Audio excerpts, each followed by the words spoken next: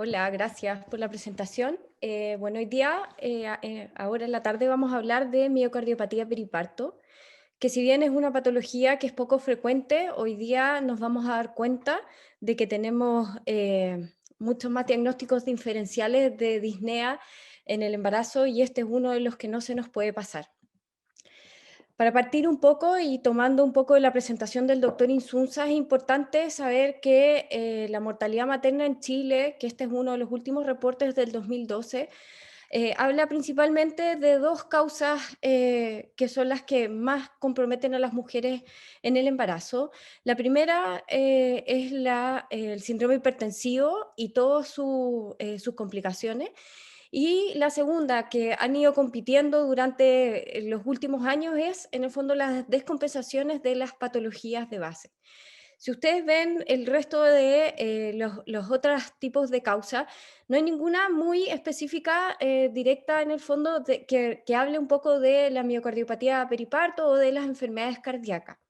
Y esto en comparación con los países desarrollados, y esta también es una de las diapositivas que puso la doctora Nelson Piercy, en Europa y en el Reino Unido, vemos que una de las primeras causas es la enfermedad cardíaca y la segunda el tromboembolismo. Tienen de las últimas causas la preeclampsia, no como nosotros que tenemos de las primeras causas el síndrome hipertensivo y las patologías descompensadas de las mujeres embarazadas.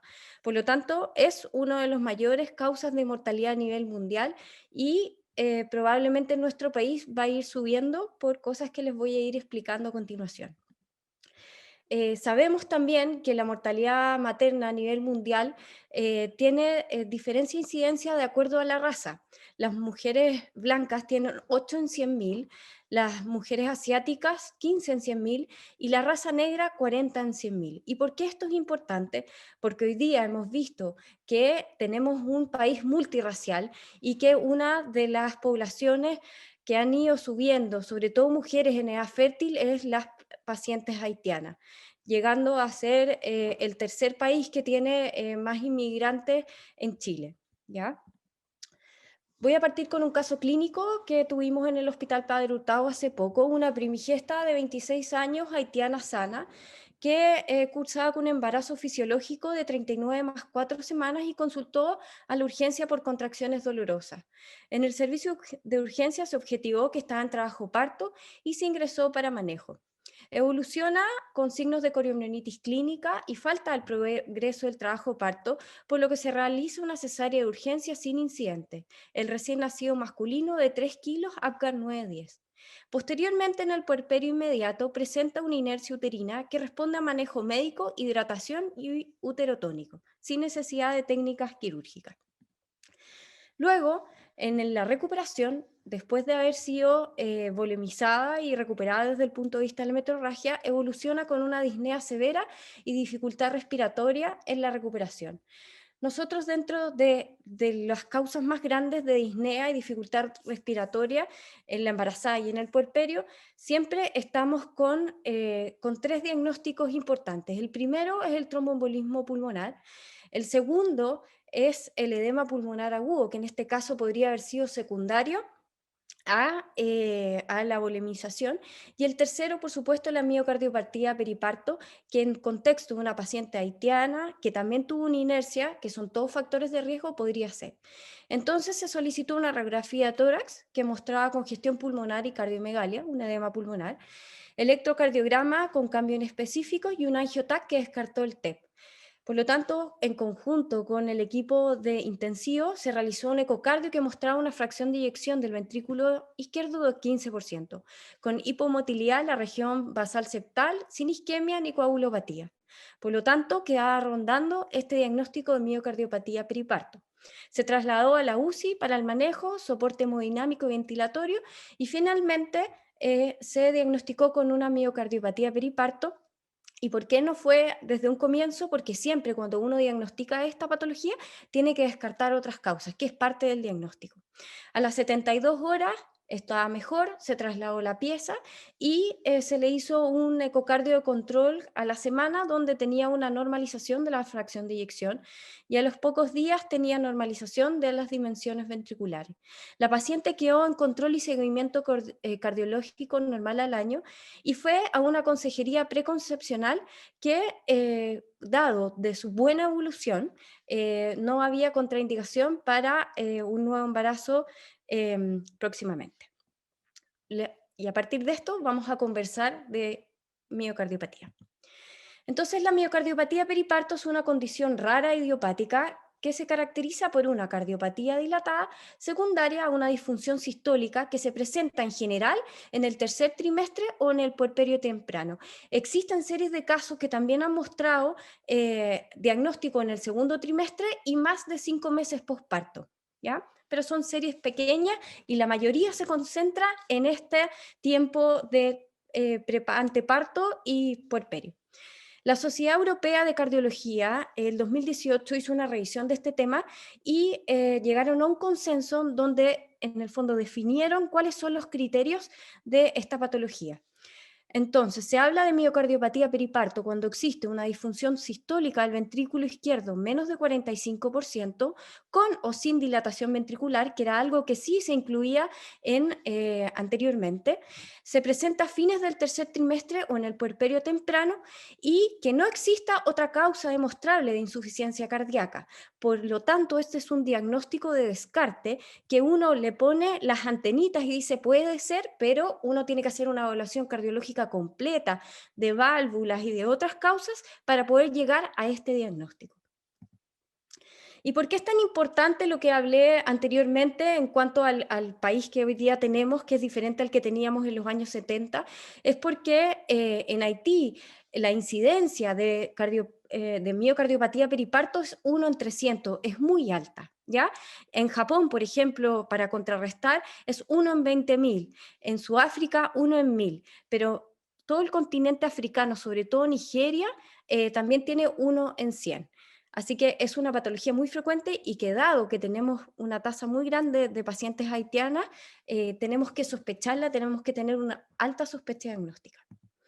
Entonces, ¿cuáles son los factores de riesgo? La raza afrocaribeña, la edad, a mayor edad más riesgo de miocardiopatía, antecedente de preeclampsia y eclampsia se asocia hasta en un 30-40% a pacientes con preeclampsia y eclampsia, el embarazo múltiple y otros menores como anemia, hipertensión, abuso de sustancias, enfermedades autoinmunes y otros que están descritos en la literatura. Esta es una revisión que salió el 2019 de un análisis del perfil clínico de pacientes con miocardiopatía en India.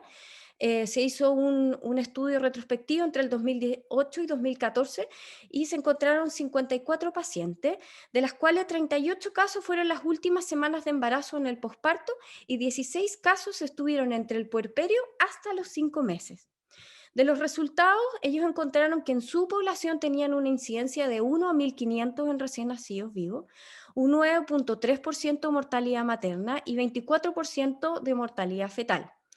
El 53.7% de las pacientes se presentaba con disnea como síntoma único, 72% se presentó clínicamente con una radiografía compatible con edema pulmonar agudo y dentro de los factores que ellos asociaron a pronóstico estaba la fracción de eyección baja, 27.9 en el fondo por ciento de fracción de eyección promedio, y las pacientes obviamente que tenían shock cardiogénico. Es importante que cuando una paciente se quiere diagnosticar con cardiomiopatía periparto, como nuestro primer síntoma y el más importante es disnea, es importante que existen varios diagnósticos diferenciales. ¿Ya? Por ejemplo, la miocardiopatía periparto, lo más importante es que parte en el fondo del cuadro clínico con disnea, de los biomarcadores tienen elevados los péptidos natriuréticos, el ecocardiograma es compatible con disfunción ventricular y podría considerarse hacer una resonancia, pero no es perentoria, solamente con el ecocardio podría ser. Asociado, por ejemplo, el tromboembolismo, en general la historia es de dolor pleurítico, como mostraba la doctora Nelson Piercy. Puede haber aumento del dímero D, aunque en el embarazo no es necesario y no tiene una curva normal, pero sí existe también elevación del péptido natriurético y las troponinas. en el ecocardio puede haber o no alteraciones, y el test que se podría considerar es el angiotac o el cintigrama BQ, como lo conversamos. Entonces, cuando una paciente se presenta con disnea, es importante tener al tiro este abanico de diagnósticos diferenciales para poder guiar el diagnóstico dependiendo de todos los factores de riesgo y de la historia de la paciente. Bueno, la fisiopatología, la teoría clásica que se hablaba hasta hace unos 10 años atrás, era que el origen de la miocardiopatía periparto era a raíz de una miocarditis viral. Lo que se fue viendo con estudios posteriores es que no era solamente de la miocardiopatía periparto el origen viral, por lo tanto no era como una causa directa y solo de la periparto. Lo que hoy día existe es una hipótesis actual de la teoría de Two-Hit, que habla que existe una injuria vascular secundaria a efectos antivasculares y hormonales a fines del embarazo o posparto temprano.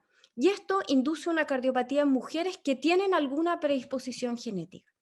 Para explicarlo mejor, existe este cuadrito, en donde tenemos una paciente que tiene una susceptibilidad genética principalmente dado por alteraciones a nivel de las proteínas del sarcómero. Eso genera un estrés oxidativo y que va a ir alterando distintas funciones a distintos niveles, ¿ya? Estudios también sugieren que la prolactina tiene un rol en la patogénesis, ¿ya? Este estrés oxidativo, que es en pacientes que vienen genéticamente predispuestas, activa esta proteína enzima, que es la catespina D, y que cliva la prolactina en este fragmento de 6 kilodalton. Este fragmento actúa a nivel del endotelio, produciendo disfunción endotelial y alteración de la capilaridad. Eso produce disfunción endotelial. Además, existe la activación de estos microRNA, específicamente el 146A, que produce muerte y apoptosis del cardiomiocito. Sumado a esto, igual que la preeclampsia, existen factores angiogénicos que van a determinar también disfunción endotelial, ¿ya? Como el STFL1, que en el fondo secuestra estos factores que son vasodilatadores y hipotensores y determinan hipertensión y disfunción, y que está elevado también en pacientes con miocardiopatía periparto y que se asocia también a eventos adversos. Entonces, este estado multifactorial determina en el fondo que haya una falla en el ventrículo izquierdo y la insuficiencia cardíaca secundaria. La presentación clínica y diagnóstico principalmente son síntomas congestivos, dependiendo del tiempo de evolución y de la severidad del cuadro. Disnea, como dije, que es lo más frecuente, ortopnea, pueden tener disnea paroxística nocturna, edema de extremidades inferiores, se pueden presentar con un tromboembolismo, con una arritmia o con un shock cardiogénico. En general es en el puerperio inmediato o tardío, en anteparto, y el examen físico es concordante dependiendo del grado de congestión, si es izquierda o derecha. Podemos ver incurgitación yugular, se puede palpar un choque desplazado y soplos también en distintos niveles. El electrocardiograma puede mostrar cambios inespecíficos, la radiografía de tórax puede mostrar signos de edema pulmonar agudo y cardiomegalia, y existe la elevación de estos marcadores cardíacos, el BNP, proBNP y troponinas, que también son marcadores de eventos cardíacos severos, muerte y shock. Y, por supuesto, el ecocardio compatible con la disminución de la fracción de eyección. El pronóstico en general, el 50 al 80% de las pacientes recuperan la función sistólica del ventrículo izquierdo, en general a los 6 meses, por lo tanto estas pacientes después de recuperarse tienen que tener un seguimiento cardiológico. También depende del tamaño del ventrículo y la fracción de eyección al momento del diagnóstico, que son predictores de recuperación. Si es que existe, este es un estudio del IPAC 2015, que es un estudio de Estados Unidos y Canadá, donde reclutaron muchas pacientes con miocardiopatía dilatada y se dieron cuenta que las pacientes con fracción de eyección menor a 30% y el diámetro al final del diástole mayor a 6 centímetros, aumenta el riesgo de soporte mecánico, de recuperación, de trasplante y de muerte. Y por supuesto, la raza afrocaribeña en cualquier escenario tiene peor pronóstico y tiene peor recuperación de la fracción de eyección. En cuanto a la mortalidad, esta a los principios de los años 70 se describían mortalidades que podían llegar entre el 50 al 70%. Y principalmente la causa de esto era porque no teníamos la alta sospecha diagnóstica, como hemos ido aprendiendo a través de los años. desde un 50 hasta un 70% de los años 70. Hoy día este es un estudio también del IPAC de Estados Unidos y Canadá con más de 100 pacientes que demostraron una mortalidad de un 4 a un 10%. Por lo tanto, ha ido bajando considerablemente, dado, uno, la mejor soporte que existe, y dos, la alta sospecha diagnóstica, que es rol del obstetra finalmente poder guiar el diagnóstico hacia esta patología.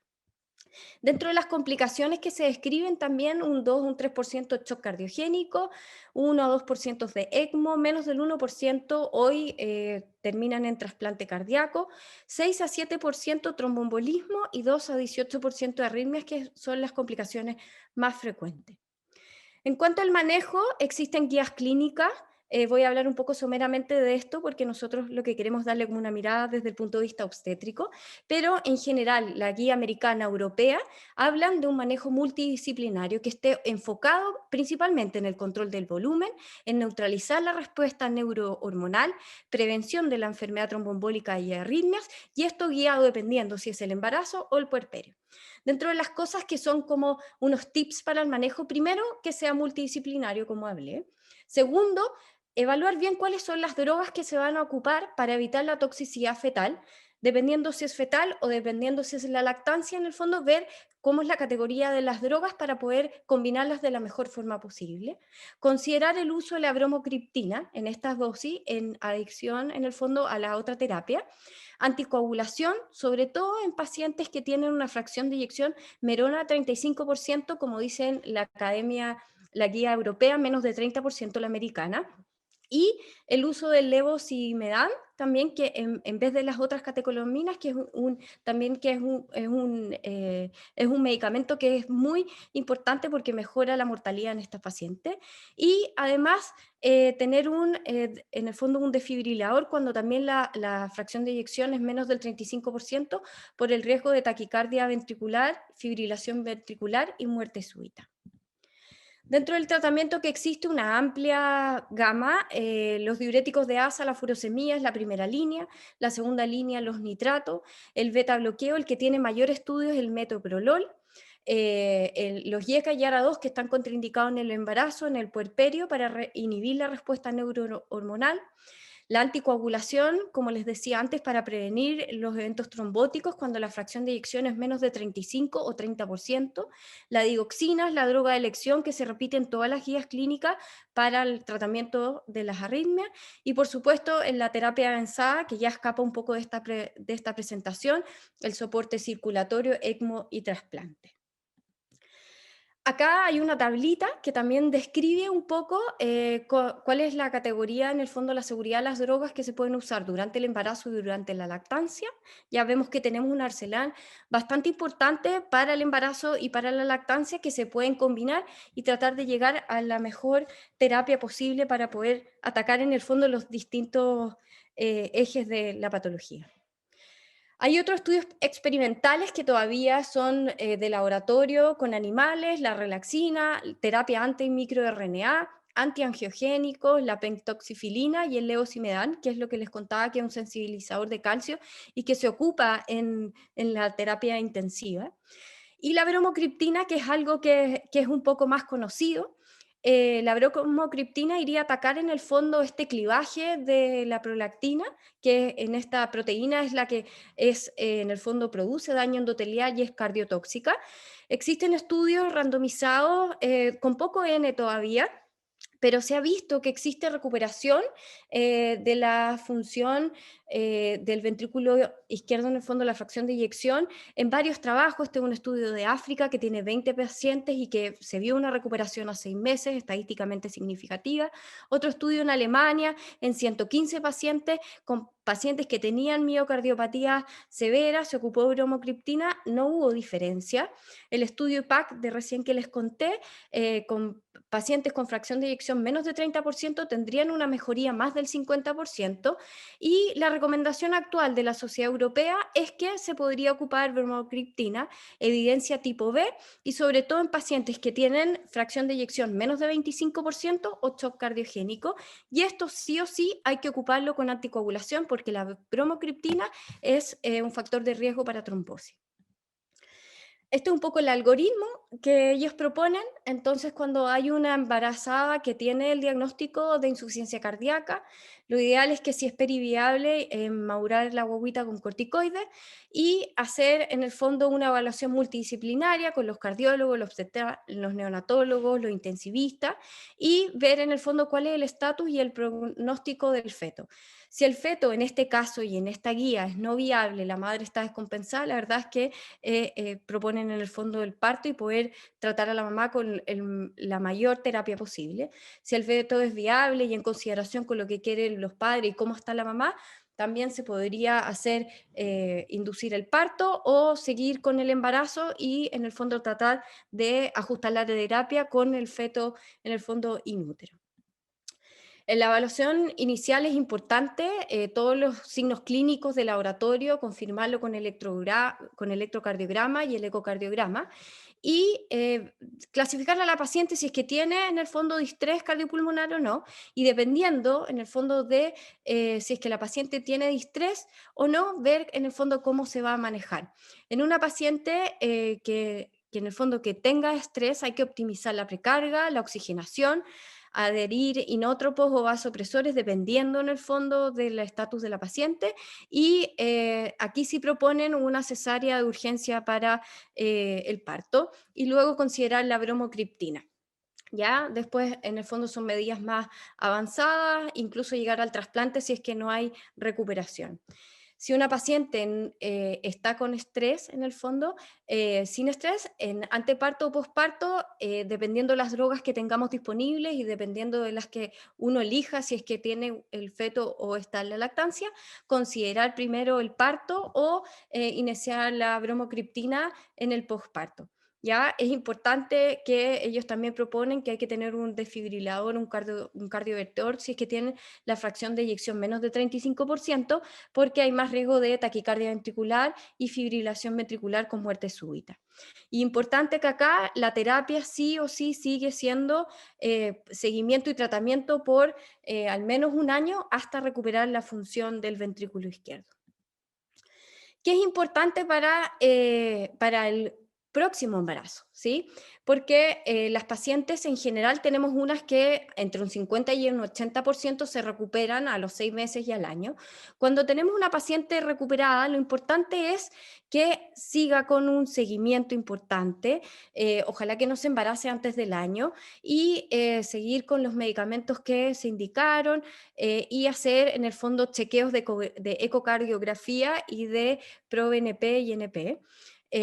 Obviamente que hay un 20% de pacientes que pueden volver a recaer, por lo tanto es muy importante el seguimiento. Hay que seguir con la terapia con beta bloqueo, ¿ya? Y en el fondo diuréticos, dependiendo un poco de la clínica del paciente, ¿ya? Si la paciente ya decidió embarazarse, uno tiene que hacer el monitoreo tal cual como lo hemos hecho en el año que la hemos seguido. Si la paciente no se ha recuperado y tiene una fracción de eyección menos del 50%, es muy importante la consejería preconcepcional, muy importante porque la tasa de mortalidad es muy alta en pacientes que no se recuperaron, por lo tanto se desaconseja el embarazo, ¿ya? En este caso sería como un clase 4 de la OMS de patología cardíaca, aumenta la morbilidad y la mortalidad, ¿ya? Y podría ser incluso en nuestro país candidata a ley IVE por primera causal enfermedad materna que ponga en riesgo a la vida, ¿ya? Importante cuando uno está en ese escenario que también sea en el fondo, equipo multidisciplinario que incluya neonatólogos, cardiólogos para poder tomar la decisión. Y en el fondo, en el siguiente embarazo es importante que ellos tienen también un algoritmo que proponen los ingleses y los americanos, que en el próximo embarazo, antes de embarazarse, hacer un chequeo cardíaco y de todos estos marcadores también, en el primer trimestre, en el segundo trimestre, en el primer mes posparto, después del parto, en el fondo, antes de irse, y un mes después del parto también, en el fondo, hacerle un seguimiento, porque estos eventos se podrían repetir sobre todo en estos escenarios, preparto y puerperio. Entonces, en resumen, la falla cardíaca es una de las principales causas de muerte a nivel mundial. Hoy la miocardiopatía periparto empezó a subir en nuestro país. Existe un aumento de la población embarazada con esta patología, aumento de las inmigrantes afrocaribeñas, la edad materna, el embarazo múltiple, que también ha aumentado en el mundo. Hay que tener una alta sospecha diagnóstica, sobre todo como un diagnóstico diferencial de disnea, que si bien no es la principal causa, es una de las que puede tener peores consecuencias. Hay que descartar otras causas. Este es un diagnóstico dinámico que se va evaluando y si es que no hay otra causa nos quedamos con la miocardiopatía y se necesitan más estudios del uso de la bromocriptina, sobre todo porque hoy hay que sopesar en el fondo el riesgo versus el beneficio de la lactancia y darle bromocriptina a una puérpera con un grado de evidencia nivel B, en el fondo es bien cuestionable y es lo que hablan en todas las guías clínicas y en las publicaciones. Y importante el seguimiento y el control preconcepcional del próximo embarazo, porque depende de la recuperación de su función sistólica, en el fondo si es que se desaconseja o no un embarazo posterior al año de seguimiento de la paciente con esta cardiopatía. Eso.